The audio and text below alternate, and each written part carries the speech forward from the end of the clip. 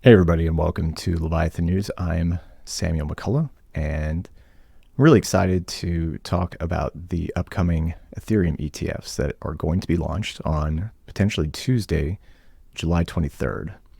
So on Wednesday this past week, we found out that all of the applicants who are planning to launch submitted their final S1s to the United States Securities and Exchange Commission. And the SEC is now reviewing them and should essentially approve them by Monday, with trading to begin on Tuesday. This includes applicants such as BlackRock, Fidelity, 21 Shares, Grayscale, Bitwise, Invesco Galaxy, and a few of the others who are planning to launch an ETF.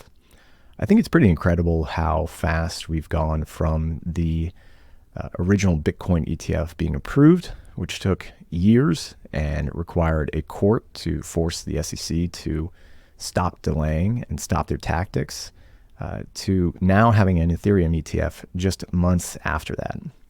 The fees for the ETFs are going to mostly be set at zero for a lot of these products, and will eventually come out to about 0.2 to 0.25% in the long term. The standout, though, is Grayscale, which is keeping its fees at 2.5% on ETH, which is going to convert into an ETF. And that is similar to their other product, which is called GBTC. My friend Ivan from LobsterDAO posted this interesting thread on Grayscale's strategy, because they got crushed on GBTC because they kept their 2.5% fees. Currently, there's about 3 million ETH, or about $10 billion worth of ETH in the product that's paying 2.5% in fees. Over the past year, the discount to NAV has collapsed from negative 60% to 0.5%, and it's almost par. And it should go to par once the ETF comes out. So if the ETH Grayscale product follows the same market dynamics as the GBTC Bitcoin cousin, it's going to see massive outflows in the first few months as investors flee to low-cost alternatives. So industry commentator Scott Johnson told CoinDesk that he doesn't really know what Grayscale's strategy is here. And that's because Grayscale is issuing a mini trust as well too, where they're going to take 10% of the ETH and convert it into this mini trust, which will have fees set at 0.25%. And it's also going to trade at 1/10 of what the ETH price is. And he says that, Scott says that he feels like they started with the right idea, then it got botched somewhere along the way. So investors selling ETH are probably not going to be charitable with your mid-price mini option after you stick them with the 10x fee that forced them to realize gains. And it continues saying, honestly, they might have screwed themselves worse than GBTC. I didn't think that was possible.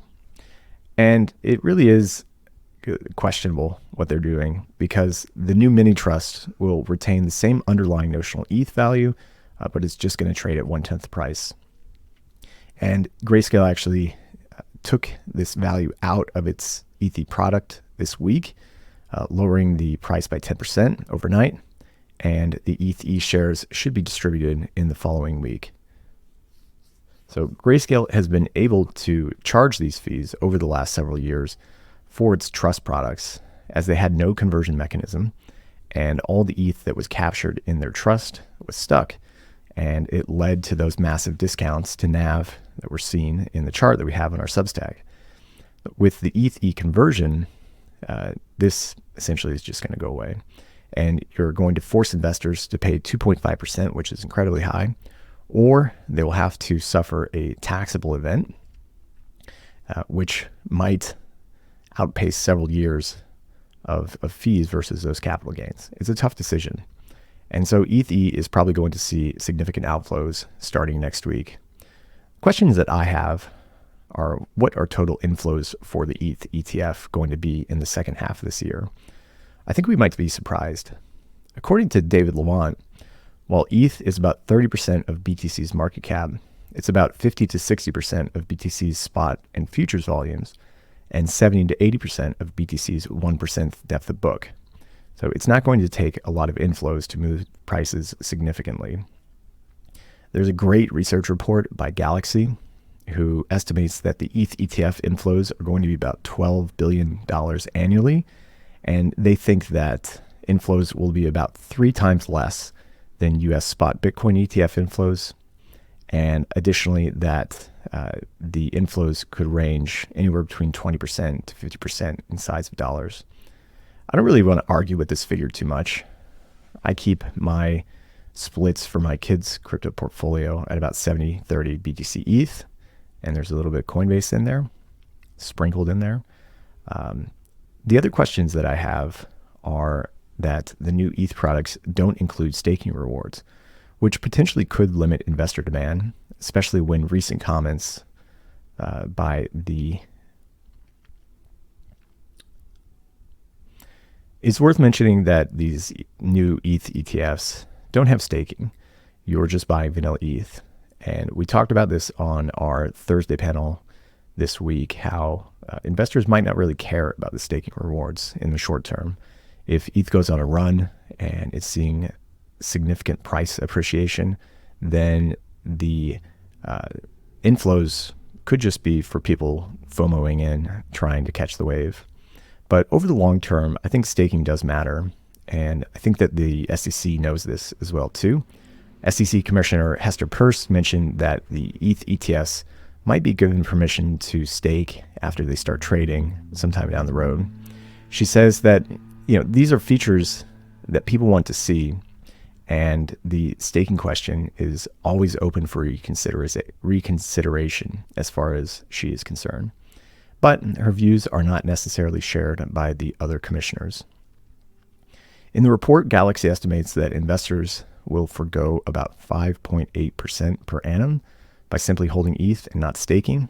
And if staking is quickly added in the next year, it would make these ETFs significantly more attractive to investors. And it's worth reading the entire Galaxy report for their full analysis here.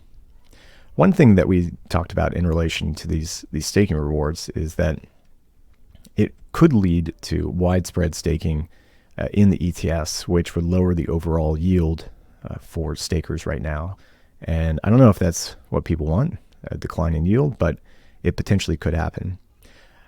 The thing to watch, the one indicator to watch in all of this is the ETH BTC ratio, which has been flat after the initial news. It jumped out from 0.045 to 0.054, and it's been trading there for the last month and a half. And so the question is the ETH ETF priced in already? Are these inflows already thought to be priced in on a relative basis versus BTC? And so this is going to be the chart to watch. So if the ETF opens up and we see a break above the yearly highs of 0.065, it would signal a wide-scale uptake of the new ETH products. So it's all very exciting to see these ETFs be launched and for them to be hitting the market soon. I know that they have been a long time coming for many crypto investors, and it potentially is going to shift the market in radical ways that we've never seen before. For more news like this, subscribe to Leviathan News and come join the Squid Cave on Telegram. You can find us on Telegram and Twitter, and also read at our Substack.